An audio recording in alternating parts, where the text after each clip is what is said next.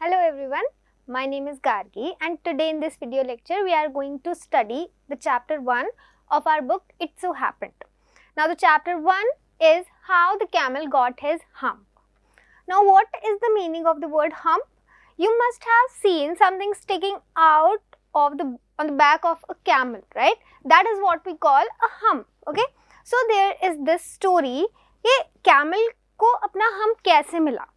क्योंकि जब world start हुआ था तब कैमल के बैक पे हम्प नहीं था, but then later on he got this hump. Now we are going to study the story कि कैमल को उसका हम्प कैसे मिला. Okay, so I am going to read out the summary for you. Let's start. The story tells us a tale belonging to a time when the world had just begun. जब world शुरू हुआ था, जब world की starting हुई थी, तब की स्टोरी है. The animals worked for the humans. There was a camel who lived in the middle of the forest because he did not want to work. एक camel था जो forest के बिल्कुल बीच में रहता था क्योंकि उसे काम नहीं करना था. He did not want to work at all, and all the animals worked for the humans. So he always said hump when someone spoke to him. Now, as you can see, the spelling of hump is different here, right? So he always said hump. जब भी उसे कोई काम करने के लिए बोलता था वो बस क्या कह देता था? hump. Then on a Monday morning the horse came to him and asked him to join or the others in trotting. Now जिस तरह से horses चलते हैं, मतलब भागते हैं, but on a slow pace, है ना, तो उसे trotting बोलते हैं. तो horse ने आके camel को बोला कि why don't you come with us and trot a little. The camel replied by saying hump. जैसे कि वो हमेशा बोला करता था hump, बस उसने वैसे ही रिप्लाई कर दिया.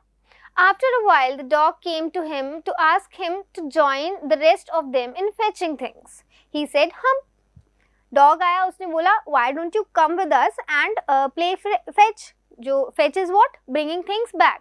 हाँ, तो तुम आके हमारे साथ fetch क्यों नहीं करते हो? Then again he replied hump.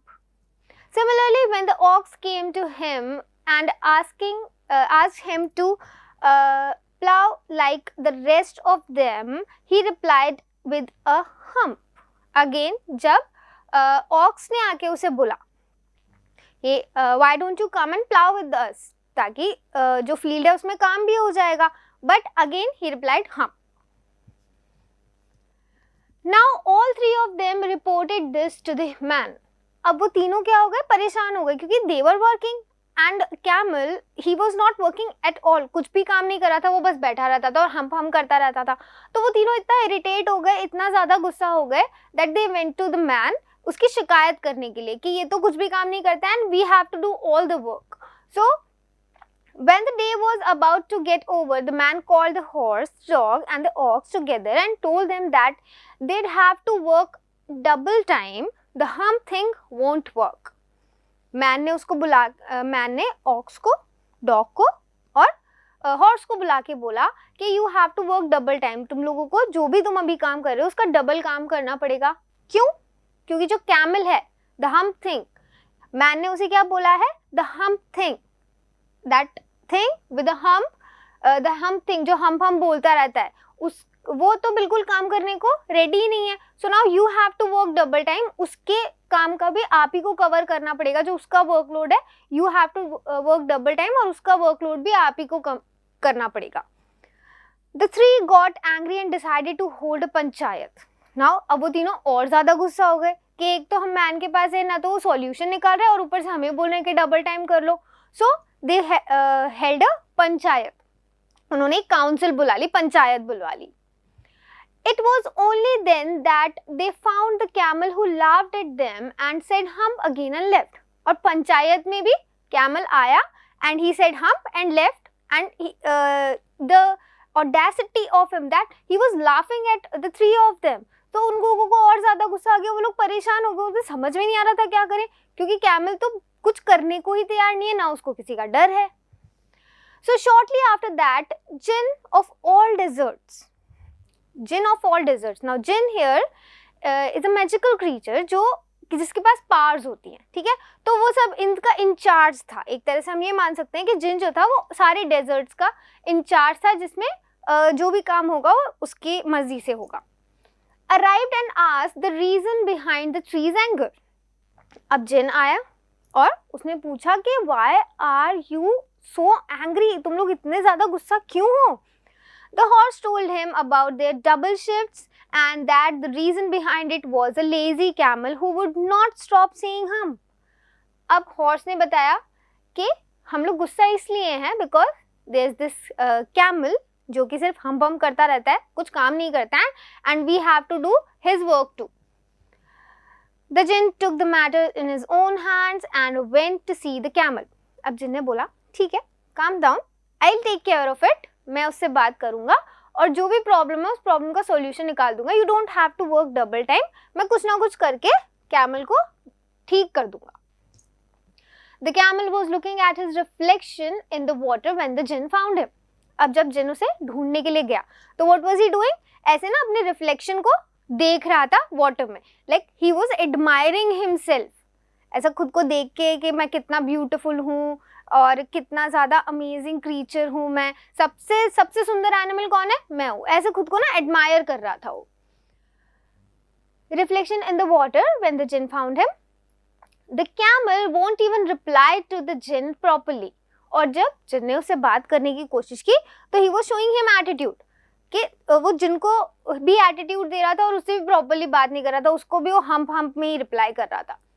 Thus he saw in the water that his back was puffing up.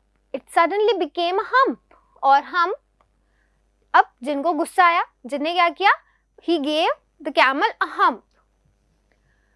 Upon asking, the jinn told him that he has brought this hump over himself as a consequence of his own actions. और जब camel ने उसको पूछा कि why did you do this to me? तो जिन ने reply किया कि ये तुम्हारे एक्शंस का ही कॉन्सिक्वेंसेस है, तुम्हारे एक्शंस का ही रिजल्ट है. जैसा तुम बिहेव कर रहे थे अभी तक, ये उसी की वजह से हुआ है तुम्हारे साथ. And now he should work. और अब उसको वर्क करना स्टार्ट कर देना चाहिए, वरना उसके साथ और बुरा हो सकता है. The camel was confused about how he will work with a hump on his back. अब कैमल और ज्यादा कंफ्यूज हो गया कि चलो ठीक है मैं काम तो कर दूंगा, बट ये hump बैक पे लेके मैं कैसे काम करूंगा? The jinn told him that the hump will let him work for 3 days, having to eat anything. अब जिन ने उसे बोला कि हम जो है वो तुम्हारे लिए फूड को स्टोर किया हुआ है इसने, ताकि तुम 3 दिन तक कंटिन्यूसली वर्क कर सको without eating anything. He can live on his hump. Since then, the camel works and carries his hump, which we now call hump, not to hurt his feelings, but still does not behave properly. और अभी तक भी जो camel है वो अपना जो workload है वो कवर नहीं कर पाया, जो उसने इतने टाइम तक वर्क नहीं किया था. और उसके बाद जब उसने वर्क करना स्टार्ट किया तो वो अपना जो डेज थे जिनमें उसने वर्क नहीं किया था वो कवर अभी तक भी नहीं कर पाया है, और अभी भी उसकी बैक पे वो हम्प है और अभी भी वो प्रॉपरली बिहेव नहीं करता है. दैट मीन्स उसने अभी भी अपनी गलतियों से कुछ भी नहीं सीखा है. Okay, so this was the summary of the chapter. When you read the chapter you going to find a few words. तो उनके मीनिंग्स मैं आपको बता देती हूँ. Trot. Trot is what? Run at moderate pace with short steps. छोटे छोटे steps लेके जब रन करते हैं एनिमल्स, जैसे हॉर्स को देखा होगा आपने, that is what you call trout. The second one is yoke. Yoke क्या होता है? A wooden cross piece that is fastened over the necks of 2 animals attached to a plow or cart that they are to pull. जब 2 aux साथ में होते हैं और उनको प्लाव करना होता है तो उनके नेक पे एक फॉर्मेशन, एक वुडन फॉर्मेशन कुछ बांध देते हैं जिससे कि वो प्लाव करते हैं. That is what you call yoke. Then the next one is cut. Partly digested food returning from the first stomach of ruminant to the mouth of for further chewing. Animals, कुछ animals होते हैं जिनका double stomach होता है, ठीक है, तो वो जल्दी जल्दी खा के फर्स्ट स्टमक में पार्टली डाइजेस्टेड होता है वो, और फिर वो क्या करते हैं उससे बाहर निकाल देते हैं and then they start chewing it again. तो कैमल भी ऐसा करते हैं. Okay, so that is what you call cud. That partly digested food is called cud. Then जिन मैंने आपको बताया था, है ना, a spirit that has strange powers and can assume any form, human और एनिमल, कोई भी फॉर्म ले सकते हैं वो, चाहे वो ह्यूमन का हो चाहे एनिमल का हो. I'll hump him, जिन ने बोला था ये. जब वो 3 आए थे उसके पास तो शिकायत करने के लिए, उसके बाद जिन ने क्या बोला था, I'll hump him, that means I'll deal with him properly और I'll set him right, के I'll take care of him, जैसा भी उसका बिहेवियर है मैं उसको ठीक कर दूंगा. और जैसे कि एंड में देखा हमने कि जिन ने सच में उसे ठीक कर ही दिया था, right. Okay, let's do the question answers. Let's do a few question answers. The first question is, what tasks do you think were assigned to the dog and the ox? अब from the story हमें ये पता है that we saw the dog with a stick in his mouth, right? तो we know that the dog was supposed to fetch, right? And the ox के neck पे क्या था, yoke बंधा हुआ था. ठीक है, अभी हमने पढ़ा था yoke का meaning. So yoke बंधा हुआ था, that means he was supposed to plow. Okay, so these were the tasks assigned to the ox and the dog. How did the jinn know the horse was complaining against the camel? When the jinn came and the 3 were complaining about the camel, they did not say camel. They said that there is this creature in the middle of the desert and he always says hump. तो जिन जो है वो assume कर लेता है कि वो camel के लिए होता है. Now how did he know that it was about camel? So while the other animals were assigned the camel's work due to his laziness, the horse complained against the camel to the jinn who was in charge of all the desert. Horse ने complain करना शुरू कर दिया था ना. He told him that the animal which stayed in the middle of the desert with a long neck and long legs had not done a stroke of work since the beginning of the week. वो क्या explain करते हैं कि उसकी नेक कैसी एकदम long neck है, long legs हैं और उसने बिगिनिंग ऑफ द वीक से, जब से वीक स्टार्ट हुआ है तब से उसने कुछ भी काम नहीं किया है.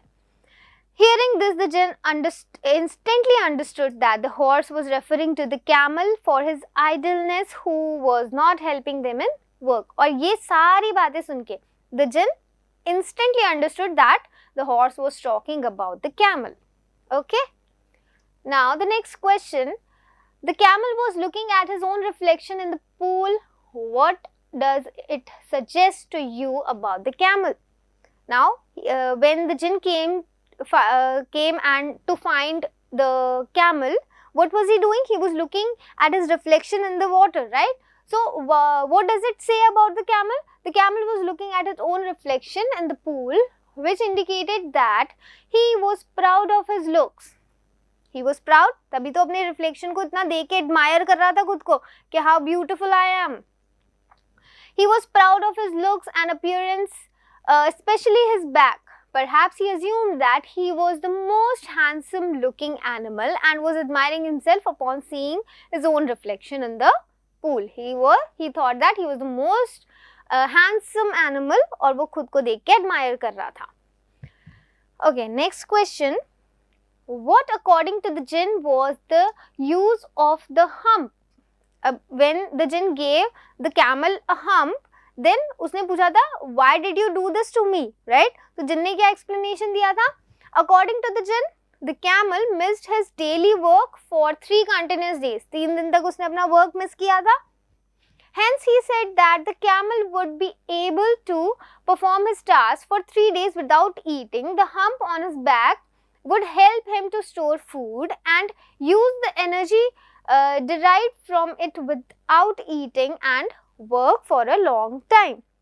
ये 3 days तक वो कंटिन्यूसली वर्क कर सकता है बिना कुछ खाए, ताकि उसका टाइम सेव होगा और जल्दी जल्दी अपना काम खत्म कर पाएगा जो भी उसने 3 दिन वेस्ट किए, जो भी 3 दिन में उसने काम नहीं किया है, right. So work for a long period of time, और वो जितना जल्दी हो सके उतना जल्दी अपना काम खत्म कर पाएगा बिकॉज ऑफ दैट हम जो फूड स्टोर करके रखेगा उसके लिए. Okay, next question.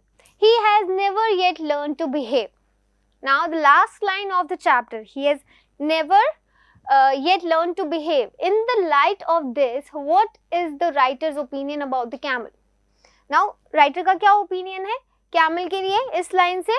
So as per the writer, the camel is a very lazy animal which loves sitting idle and avoids doing work. All day he would spend eating sticks, thorns and prickles.